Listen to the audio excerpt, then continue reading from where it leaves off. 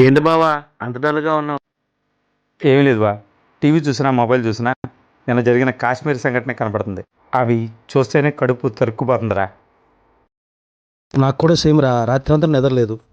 అరే, భార్య పిల్లలు పక్కన ఉండగానే నిర్దాక్ష్యంగా చంపేశారు రా. మనకే ఇలా ఉంటే వాళ్ళకి ఎలా ఉంటది? నా కొడుకులు దొరికితే పట్టుకొని కోసేయాలి. ఉగ్రవాదులు ఫ్యామిలీలో ఉండవా? వాళ్ళకి తెలియదు నొప్పి. ఇలా నా కొడుకుని అందరూ చూస్తుంటే ఉరి తీయాలి నా కొడుకుల్ని. రే, నువ్వు అనుకుంది జరుగుద్ది. మన ప్రధాని గారు అదే పనిలో ఉన్నారు. చూడు, ఒక్కొక్కడికి వచ్చ కారుద్ది. అక్కడ పాకిస్తాన్ నా కొడుకులకి కాశ్మీర్ కావాలేమో, ఇక్కడ ప్రతి ఒక్క భారతీయుడికి వాళ్ళ తలలు కావాలి. ఈ విషయంలో భారతీయులంతా ఐక్యంగా ఉంటావురా. వాళ్ళు చచ్చేదాకా మేము నిద్రపోం. జై భారత్. జై హింద్.